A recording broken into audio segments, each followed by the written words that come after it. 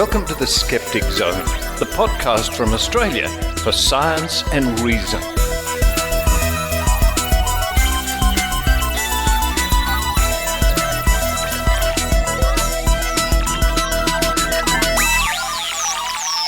Yes, it's the Skeptic Zone podcast, episode number 774, for the 6th of August, 2023. Richard Saunders coming to you this week from Oakland, California, just across the bay from San Francisco. Coming up on this week's show, will the best psychic please stand up? Who is the best psychic? Well, according to many psychics, they are the best psychic. We have for many years heard about psychics, clairvoyants, mystics, seers, mediums, all claiming to be the best one. So today, Adrienne Hill, with Susan Gerbic and myself, will list all the would-be number one psychics from Australia, Canada, and the United States. And of course, any list we make is necessarily incomplete because we can't find all the references to the psychics who say they are the best. Normally, modesty forbids, but with psychics, it seems it's just the opposite. After that, it's the Book of Tim with Tim Mendham, and Tim Mendham will talk about facilitated communication. It's considered the cold fusion of human services, something to be skeptical of. Then to round off the show in Trove, we look at bumps on the head. Let me see, I'm feeling my scalp now. Oh yeah, up here on my forehead high up, I think there's a bump or something, I'm not sure. Bumps on the head, also known as phrenology. What can you tell?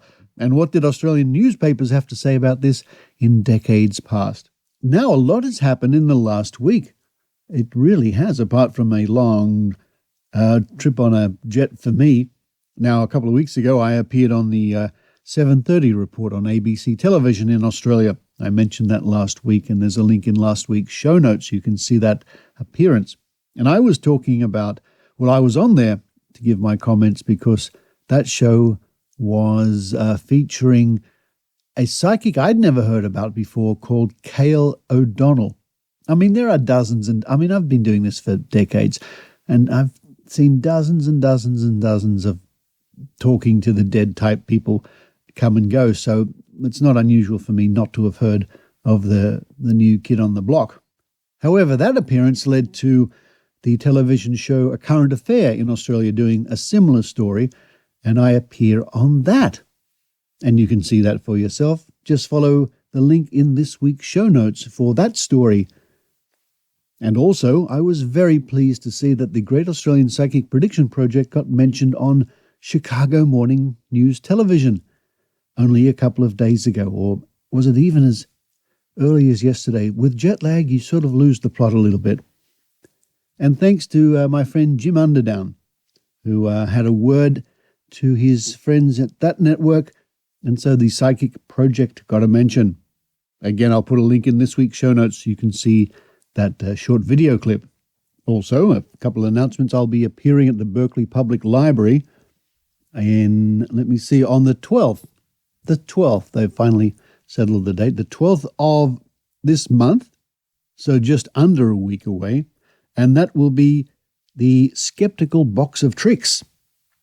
And this will be a workshop about how to do things like bending spoons or the power balance body tricks, water divining, how that really works. And I've even brought the premium wine card. That will be at the Berkeley Downtown Library Community Room, and that starts at 3 p.m. So that's Saturday, the 12th of August. And then later in the month on the 29th in Bend, Oregon, it's Nerd Night, where I'll be doing the Skeptical Box of Tricks for the people in that area. So that's the 29th from 5:30 p.m. to 7:30 p.m. at the Poorhouse Grill. Come along, have a beer and bend a spoon. And those events are listed in this week's show notes for more information. Well, I hope the Skeptic Zone can offer you a nice distraction today. Maybe sometimes you need that. We all need that. A show that's not only interesting, I hope, but also entertaining and with familiar voices. When situations get on top of us a little bit, sometimes it's nice to have the distraction, a bit of an escape. But now it's time for me to run to the other side of the room here in Oakland and have my morning cereal, which is sort of these wheat biscuits. A nice cup of coffee as well. While I do that, I hope you enjoy the Skeptic Zone.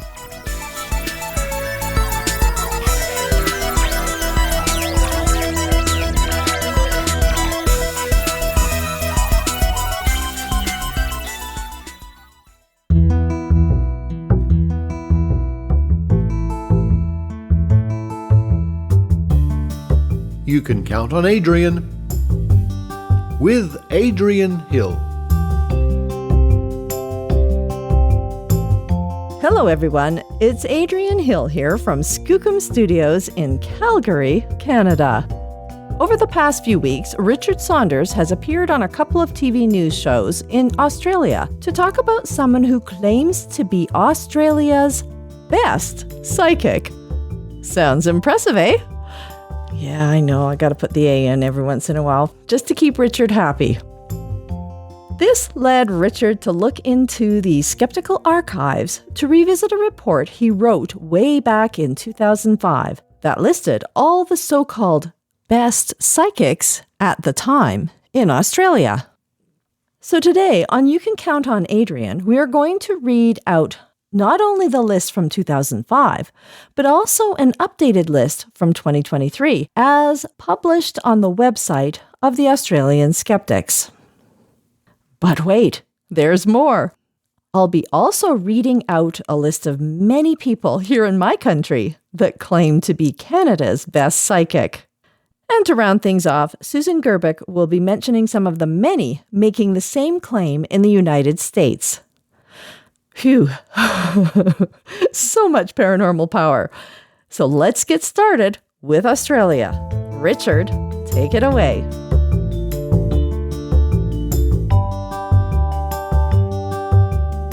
This report comes from the pages of The Skeptic, the journal from Australian Skeptics, from 2005. That's volume 25, number 3. This issue is free to download from skeptics.com.au. Who is Australia's best psychic? At last, we have uncovered Australia's best psychic.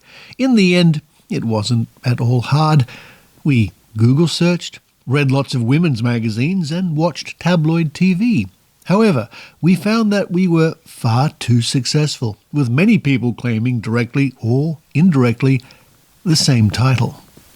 It's nice to know all these superlative operators are in the market, but how is the poor consumer to determine who among them is worth the money? The following list is incomplete. We are sure there are many others making similar claims. Thanks to Dr. Tracy Reynolds for this idea. And the list is as follows.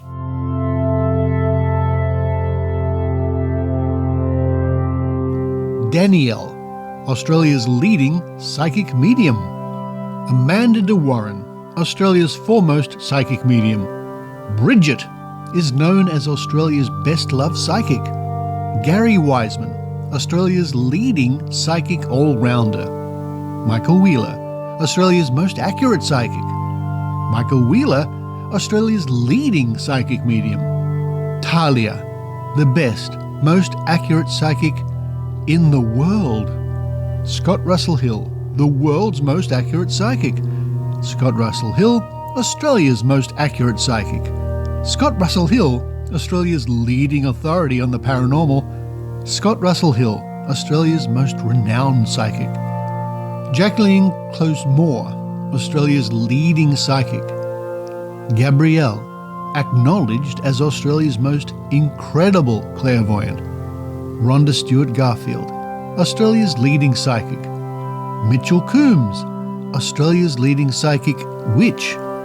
Milton Black, Australia's most respected astrologer. Milton Black, Australia's leading psychic. Milton Black, Australia's leading astrologer. Alison Moroney, Australia's most renowned astrologist. Pierce Shannon Forbes, Australia's best astrologer. Judith Collins, recognised as Australia's leading authority on the human aura. Margaret Dent, Australia's most gifted medium.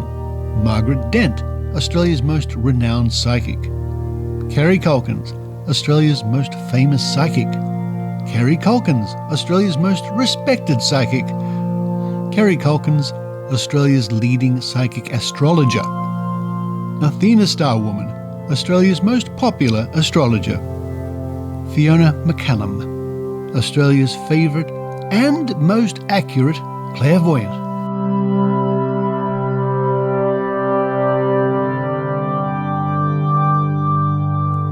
So much for 2005. Now let's take a look at the current list of wannabe number ones as published on the website of Australian Skeptics.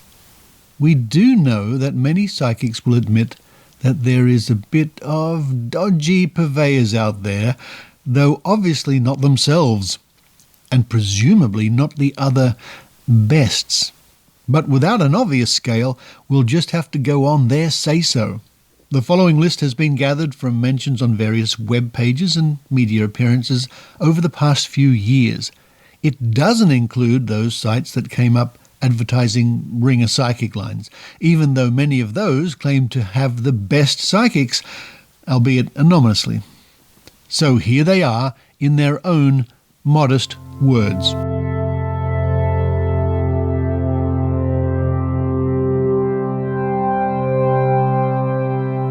Debbie Malone, Australia's best psychic and Australia's #1 psychic detective. Psychic Vine, Australia's best psychic predictions.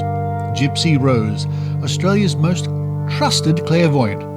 Milton Black, Australia's leading astrologer and psychic. Mitchell Coombs, Australia's most trusted psychic medium.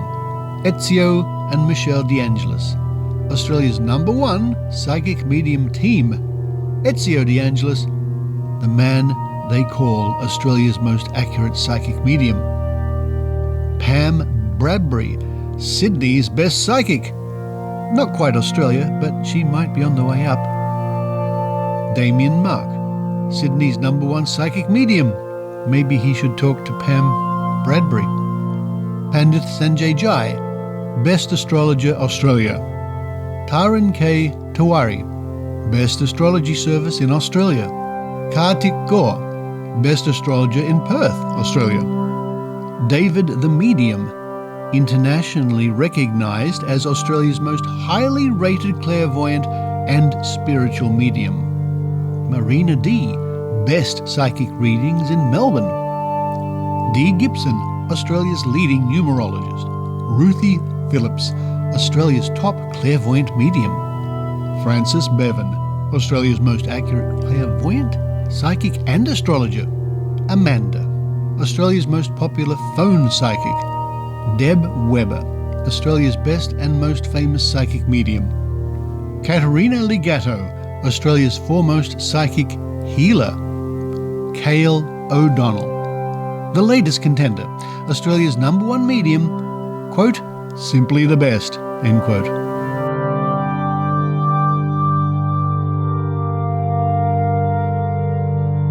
Needless to say, we cannot endorse any of them, not even the second best, nor Australia's worst psychic, assuming there is one. So much for Australia. Now here's Adrienne to review the situation in Canada.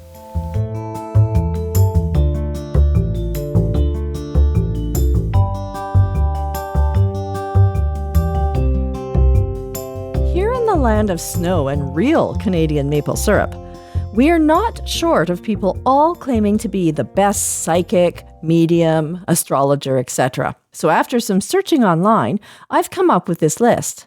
Now, this is not complete, but it should give you a good idea. In fact, there are many companies that offer that they have the best psychics in Canada and that they are real and not AI. But you have to give out your information to find the names or information about the specific psychics.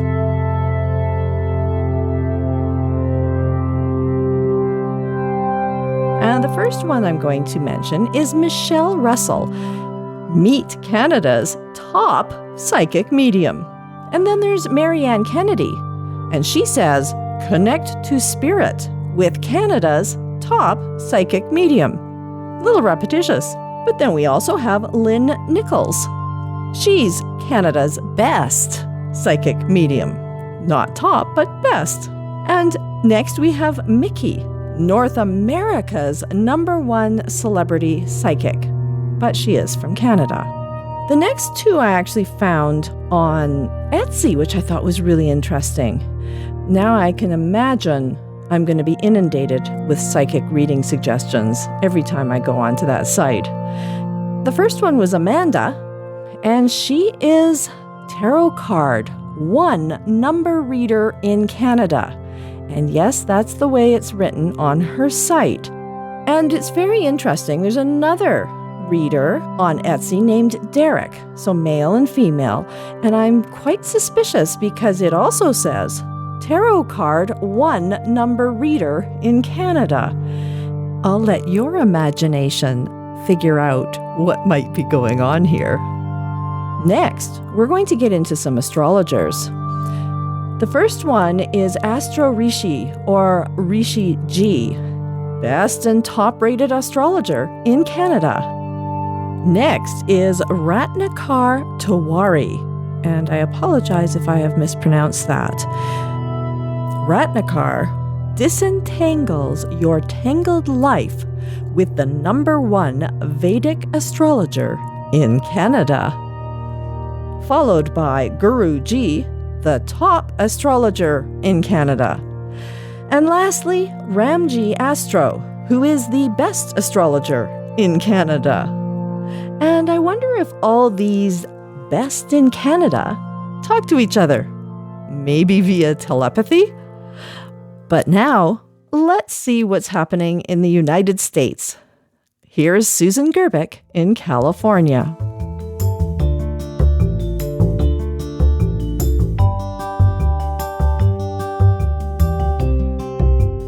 Hi, Skeptic Zone listeners. Susan here in the good old USA. And yes, we have quite a few people in this country also making the same claim as those in Australia and Canada. Here are a few I found, but it seems like most pages making the claim belong to online psychic services. Pay as you go.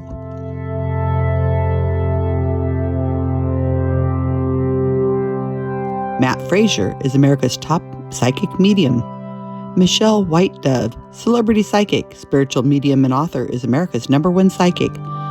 Madeline Aslin is America's best psychic. Sally Rice is recognized as one of the best psychics in America. Susan Miller, America's most popular astrologer. Shay Parker, the founder of Best American Psychics. So that's where all the best ones are. Todd Siegel, America's best psychic detective and medium. Ankit Sharma G, best astrologer in America. Miss Cleo, the most famous psychic in America. Now, Miss Cleo is a story for another day. And finally, I found a business off Highway 78 West, Via Rica, Georgia, simply called America's Best Psychic Readings.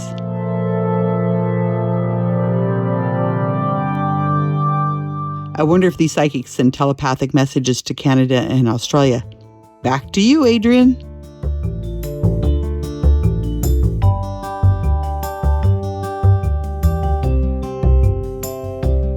There were so many sites that I visited that made the claim that their readings were not AI generated that I decided to test out ChatGPT. And I tried a variety of ways to ask ChatGPT to give me a reading. But it gave me a variation on the following each time. Quote, as an AI language model, I don't have psychic abilities, but I can provide you with a general reading based on the information you share. Just as a side note, no matter what I did, it would never give me a general reading. Not sure what I was doing wrong. Please keep in mind that this is just for entertainment purposes, and any resemblance to reality is purely coincidental. To proceed, please provide me with a specific question or area of your life you'd like some insight into. So even though the AI would not give me a psychic reading, I did ask it for my horoscope, and it was more than happy to regale me with a plethora of Barnum statements. And here is a taste of a very long reading. Quote, as a Leo born on August 7th, yes, I share James Randi's birthday, you possess certain characteristics that are typical of your zodiac sign. Leos are known for their confidence, charisma, and leadership qualities. People born under the sign are often natural-born leaders and have a strong sense of self. You likely have a magnetic personality that draws people to you, and you enjoy being in the spotlight, end quote. So much for the positive stuff, because it does go on to say that I can also be self-centered and attention-seeking, and I can have difficulty with some relationships. Let's cover all the bases. And for my future, I should embrace my creativity and express myself freely. And of course, it finishes with the usual disclaimer that this is for entertainment purposes only. After reading this horoscope, I can't help but wonder if there are people out there, the number one, the best of these psychics/astrologers/mediums, who actually do use some AI technology to help them out, especially the ones that offer PDFs, which I noticed a lot of them do. Now, to finish off, with so many people claiming to be the best or number one or the top and such, it's amazing that none of them have passed the various skeptical challenges from around the world. But of course, to do that, they'd need to apply. And that is something very few of them ever do. Until next time, this is Adrienne Hill, signing off.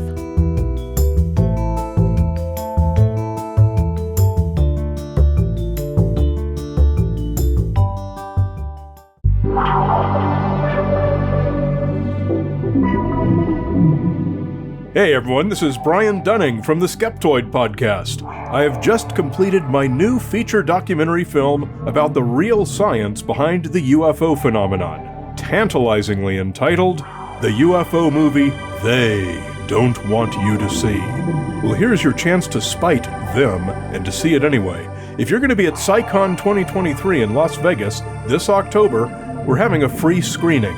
All you need to do is RSVP, and you can do that at skeptoid.com/events. The UFO Movie at PsyCon 2023, skeptoid.com/events.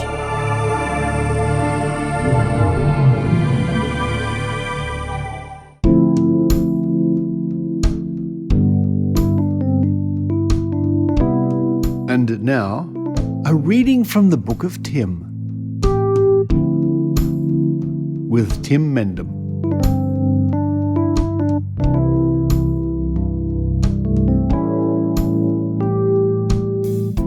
This week, Tim Mendham, the Executive Officer of Australian Skeptics and the editor of the magazine The Skeptic, will read from a very recent item from the magazine from June 2023, in a section called Reader's Indigestible, which is media items from print and film and press, which are items of interest, be they skeptical or just strange.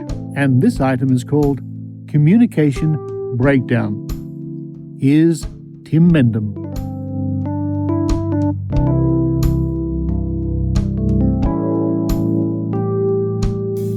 Facilitated communication is a pseudoscience.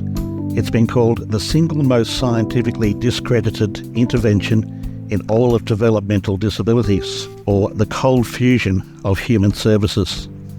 From its beginnings in Australia more than 40 years ago, it has spread around the world. It is still used despite the evidence against it, and it has raised its head recently in an article in Nature with a consequent flurry of public criticism. The website Facilitated Communications, run by critics of the technique, describes FC, as we'll call it, as a technique alleged to help people overcome severe communication difficulties simply through the use of physical support. It involves the facilitator physically touching the hand, elbow, shoulder, back or other body part to prompt a person with limited functional spoken or written language abilities to spell out words and sentences on a keyboard or similar device. RPM, rapid prompting method, differs slightly in that the facilitator holds the keyboard in the air while the person with disabilities points to letters. In other words, they're helping them write.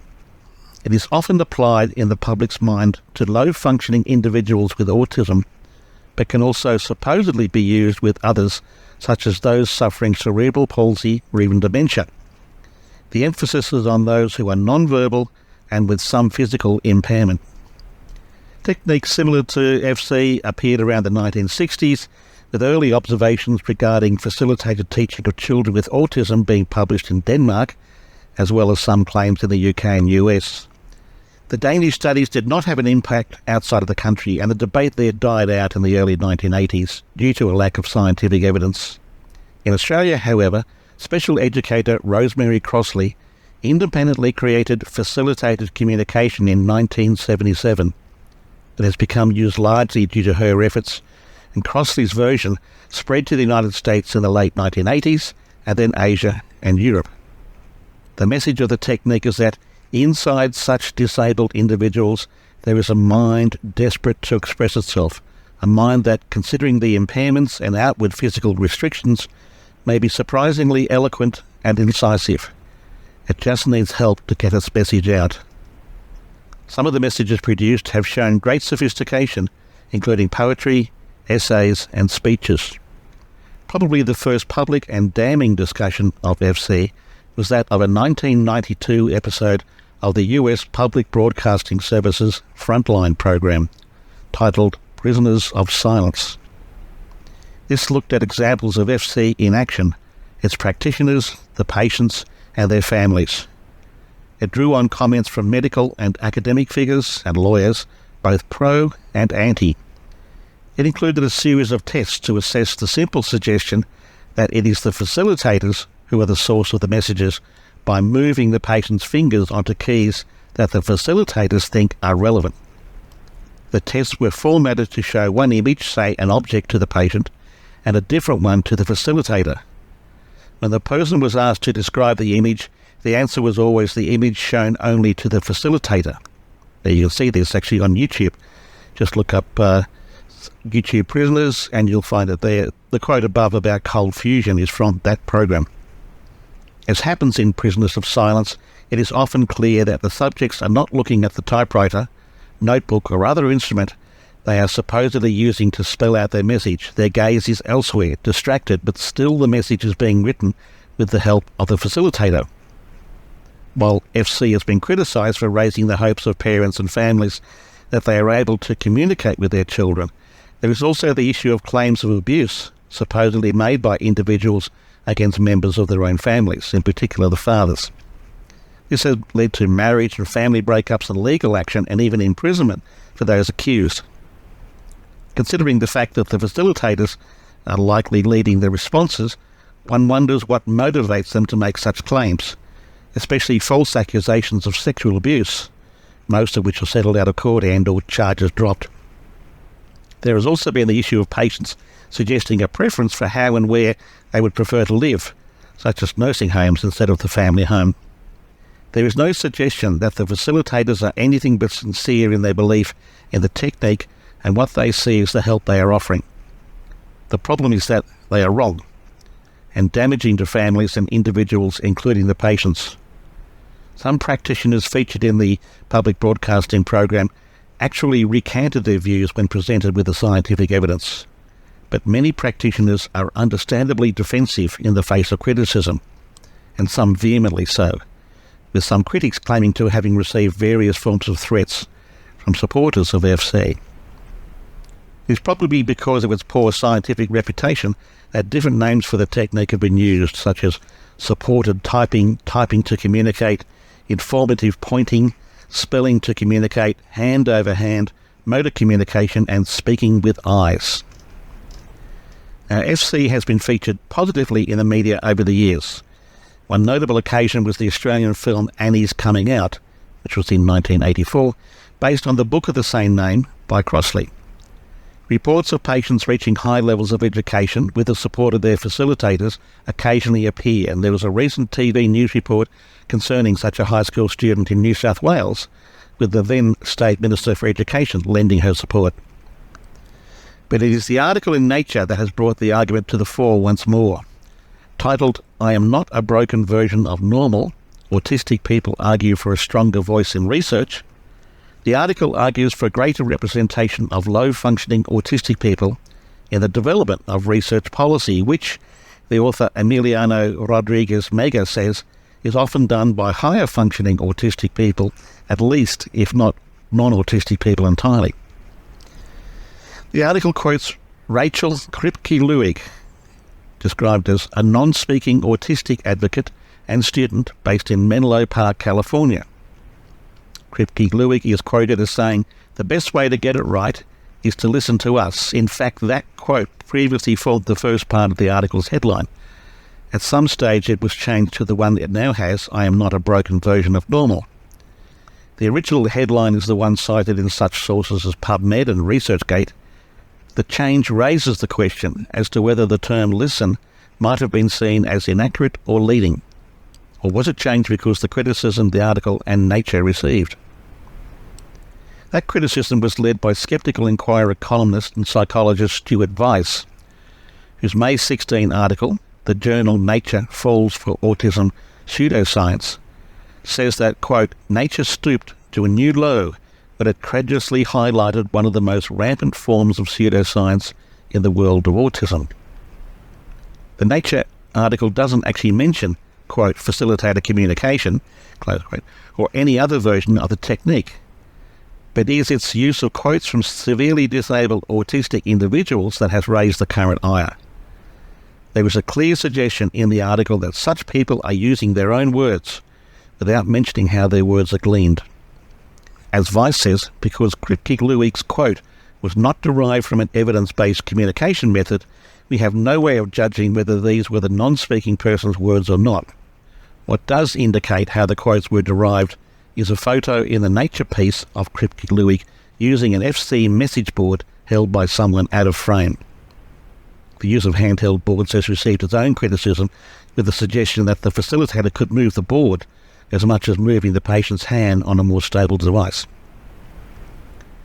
The argument was picked up by Jerry Coyne, an evolutionary geneticist at the University of Chicago, who runs a blog called Why Evolution is True, a site worth looking at in its own right if you're interested in science, religion and photos of birds. Go figure. An in-depth look at FC and the Nature and Vice pieces, Coyne says that testing this FC hypothesis is not a James Randi $1 million challenge issue, a simple debunking of woo. It is vitally important to know if profoundly autistic people can really communicate on their own. If they can, then it would overturn both the theories and treatment of autism and also enable us to take advantage of their own ideas of what they need, which is the point Nature is trying to make. That is why this ability to communicate needs to be tested. Nature takes it for granted that this is real communication. Weiss sums up the situation well. He has the peculiar situation of an article in the scientific journal Nature, whose title is drawn from a quote that the American Speech Language Hearing Association says should not be assumed to be the communication of the person with a disability. We have no evidence that the person being quoted said those words, and yet she is being put forth as the poster child for a highly politicized movement. Weiss says, in my view, this is the real travesty.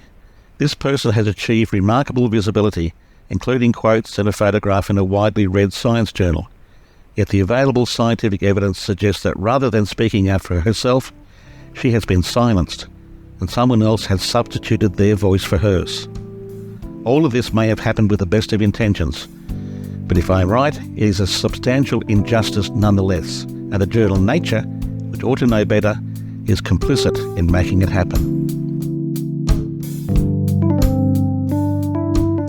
And that's the article from the column Reader's Indigestible in the June 2023 issue of The Skeptic, which is volume 43, number 2. And you can read that in a couple of months' time when it's actually published on the website. But in the meantime, most of our magazines are published for free download on our website, skeptics.com.au.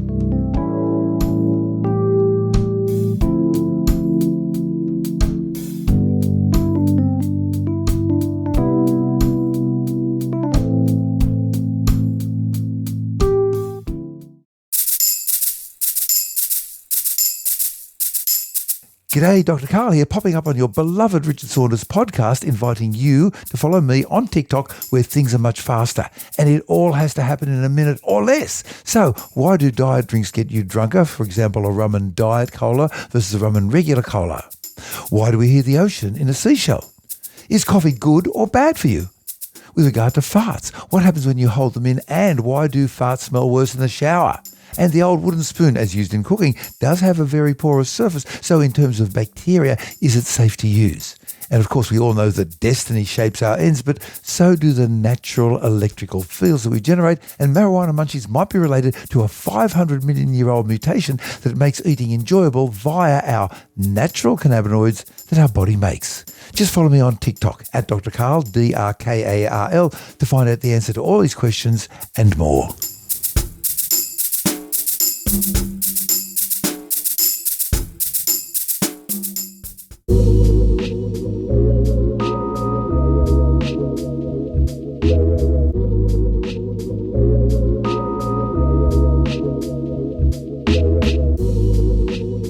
Now it's time once again to dive back into those pages, those digital pages. We take a digital dive of delight and delve deeply in the... Come on, people. Another word starting with D. Delicious, delightful, delicate pages of Trove at trove.nla.gov.au. Of course, the online, fully searchable resource from the Australian Government and the National Library of Australia. Busy people. Digitising. I wonder how they do it. Are there machines? Do they do it manually, page by page? I wonder. Anyway, thousands upon thousands of newspapers, which results in millions upon millions of individual articles, reports, and so on.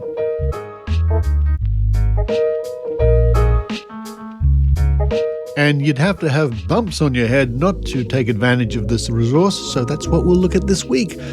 Bumps on the head, or, as it's known, phrenology. According to Wikipedia, phrenology, pseudoscientific study of human characteristics according to the shape of the skull. It goes on to say it involves the measurement of bumps on the skull to predict mental traits. It is based on the concept that the brain is an organ of the mind, and that certain brain areas have localized, specific functions or modules. It was said that the brain was composed of different muscles, so that those that we used more often were bigger, resulting in different skull shapes. This led to the reasoning behind why everyone had bumps on the skull in different locations. The brain muscles, in quotation marks, not being used as frequently remained small and were therefore not present on the exterior of the skull. Although both of these ideas have a basis in reality, phrenology generalized beyond empirical knowledge in a way that departed from science. The central phrenological notion that measuring the contour of the skull can predict personality traits is discredited by empirical research. And of course, that page goes on, and on that page we have the classic image of the human head. You've probably seen this yourself, a shaved or bald head with lots of areas dotted around and numbers given to different areas. In fact, on the page itself is a phrenology chart with numbers painted on the head indicating different personality traits. But let's now look back to the pages of the newspapers to see what references we can find to phrenology.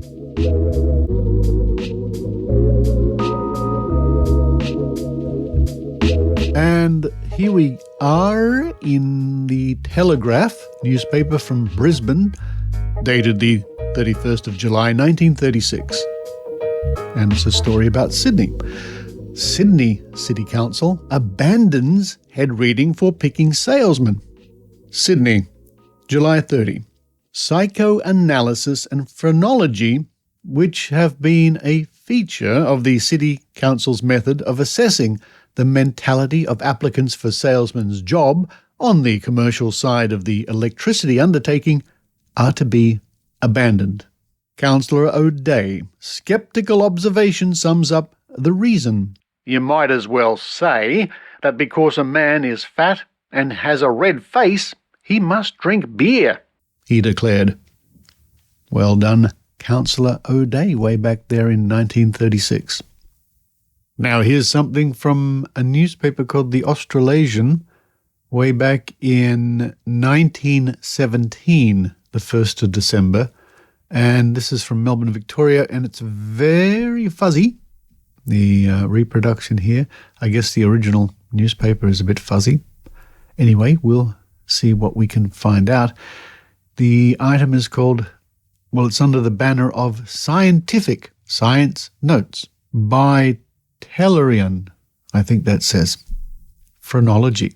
Within the past few weeks, two separate legislative chambers within this Commonwealth of ours, suggestions have been put forward that the state should retain the services of an expert phrenologist in order that the children about to leave school might be guided as to the most fitting career for them to follow.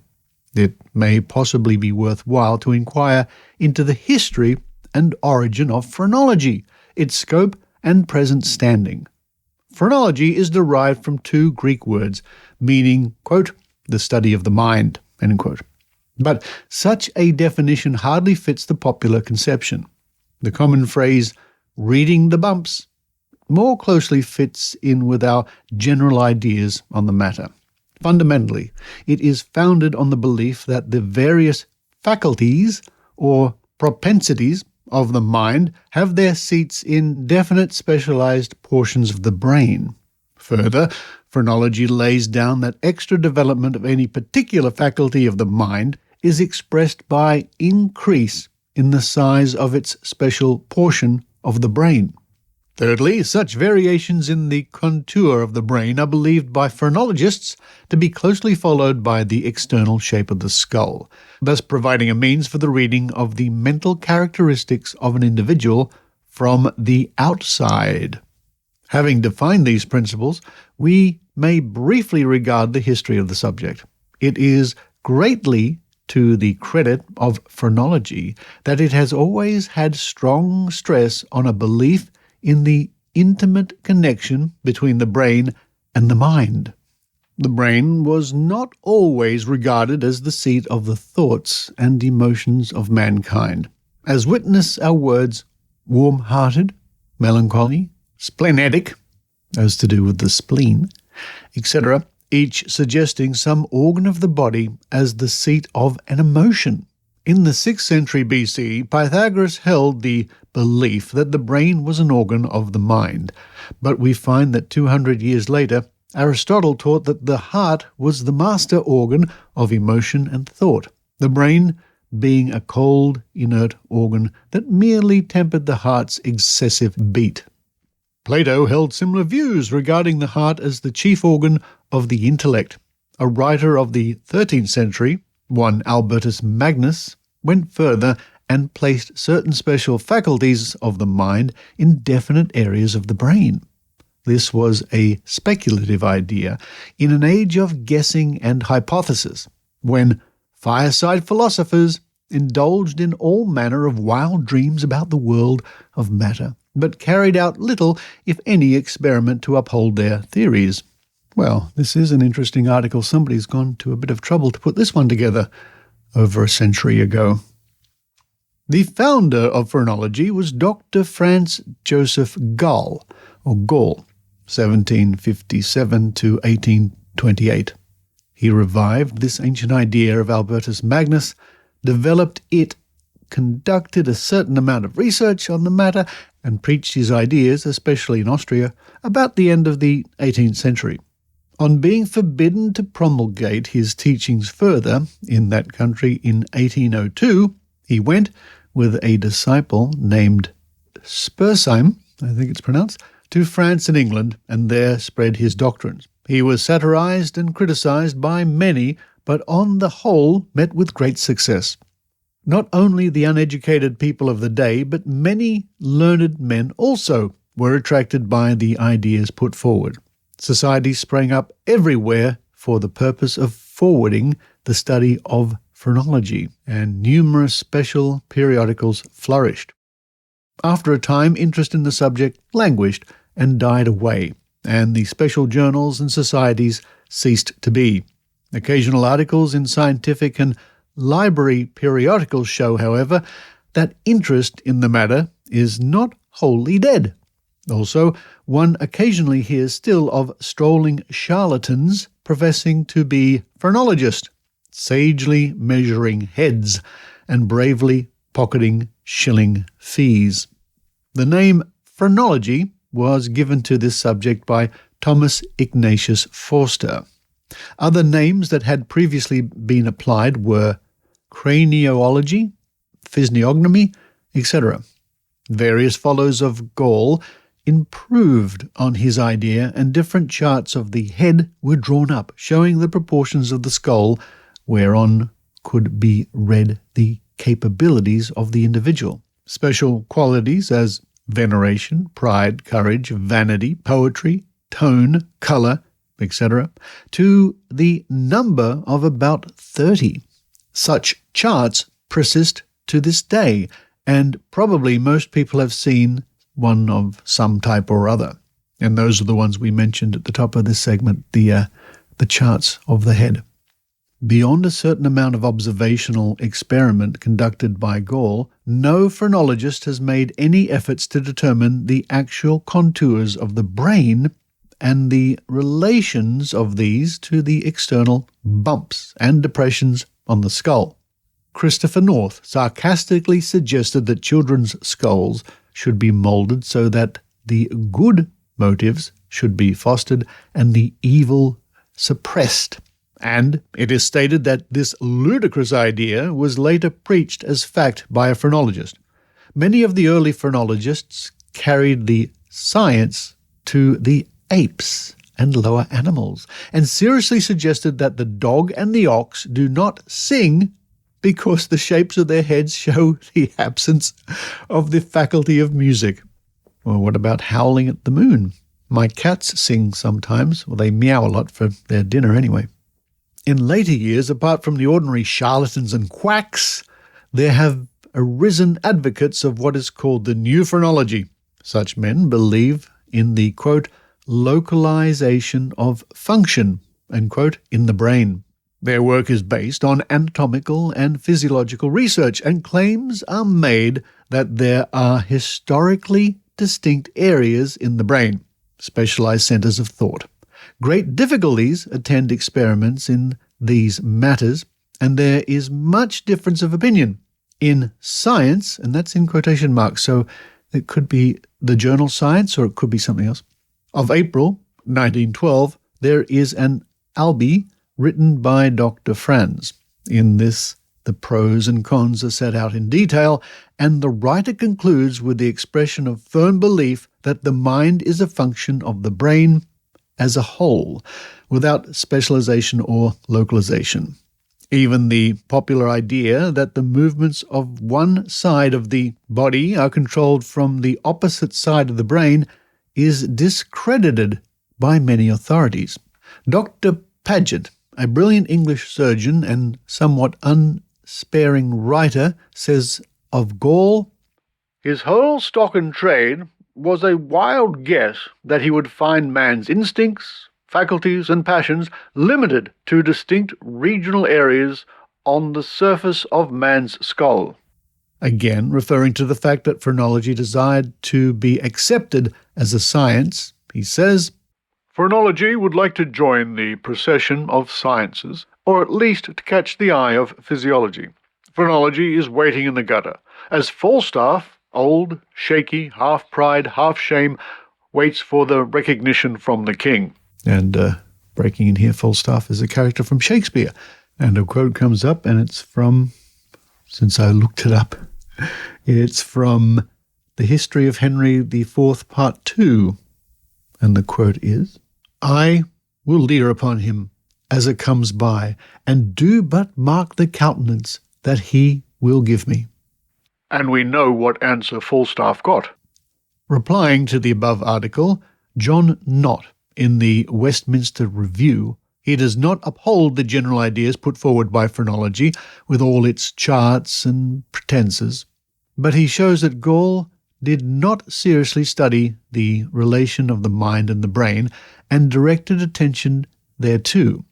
Further, Knott expresses the belief that there is only one determinate centre known to be localized in the brain, that of speech, and he claims that Gall discovered that one. Again, remembering this was written way back in 1917. We may conclude with a note as to the present-day attitude towards this subject held by the great majority of those who are giving their lives to the study of the histology, physiology, etc. of the brain. By such men, not one of the three fundamental principles of phrenology can be accepted as fact. Little is known concerning the special functions of separate areas of the brain, and that little, quote, "as through a glass darkly," end quote. It is known, however, that the exterior of the skull does not provide any index to the detailed contour of the underlying brain surface.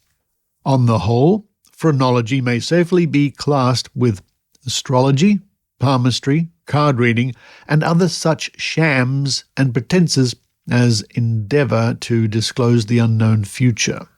It is an extraordinary fact that there is a goodly proportion of believers in all these practices, largely because such people have not carefully examined the matter, but more so, perhaps, because of a very human desire to believe in the miraculous and the mysterious.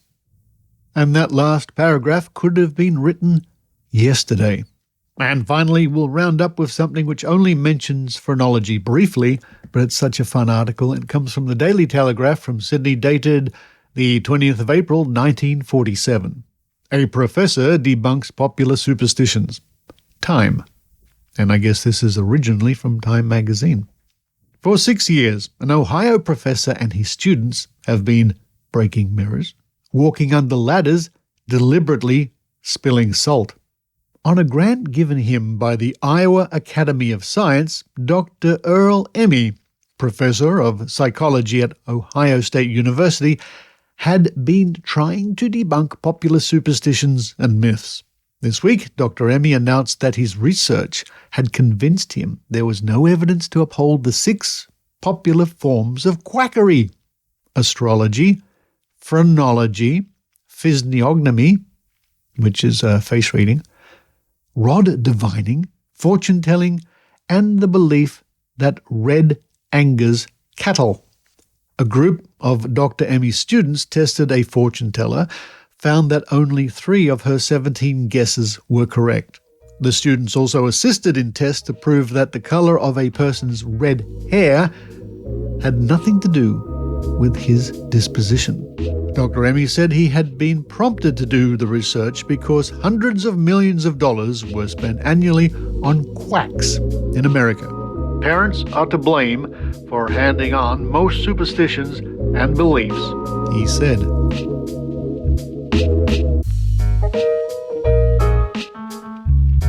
Bumps on the head. I don't know about you, but when I was younger, every now and then I'd get a bump on the head for one reason or another. I remember when I was about 6 or 7 or 8 years old, somehow a brick fell on my head. Might explain something.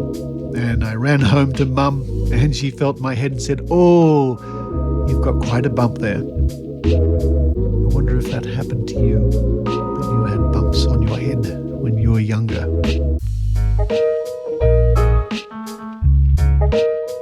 The fascinating pseudoscience of phrenology, something you really don't hear about much anymore, which is a little unusual because a lot of quackery in pseudoscience persists regardless.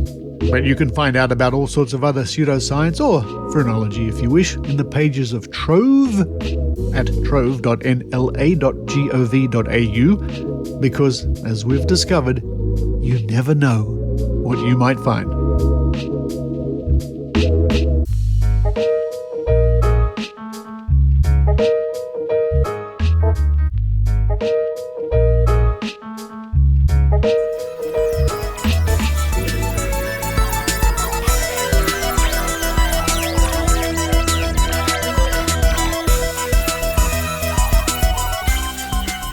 Thank you for listening to the Skeptic Zone podcast.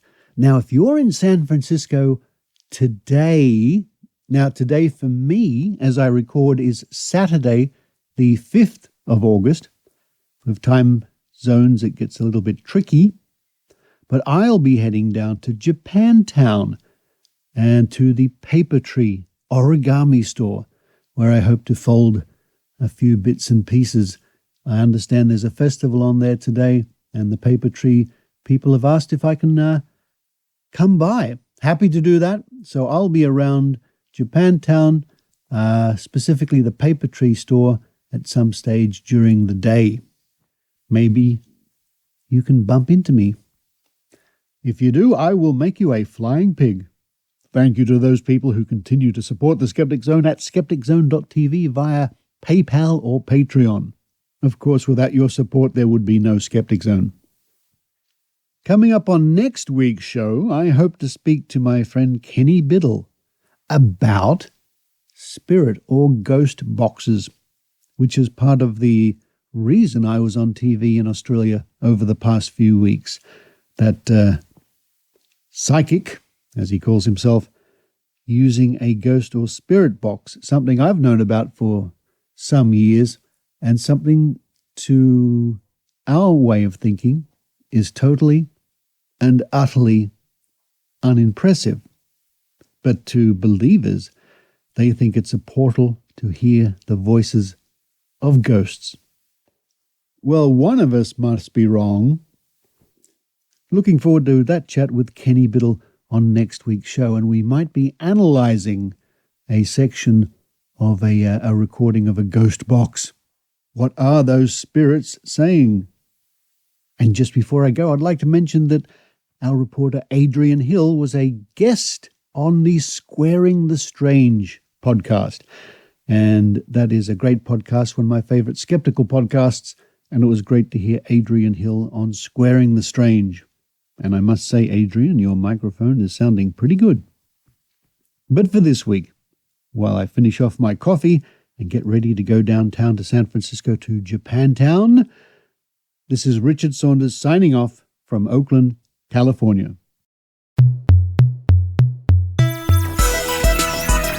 You've been listening to the Skeptic Zone podcast.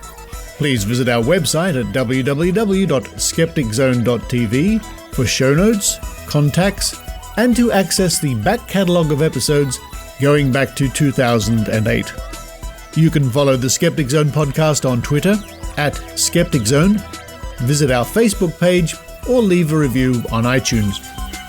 You can also support the Skeptic Zone via Patreon or PayPal. The Skeptic Zone podcast is an independent production.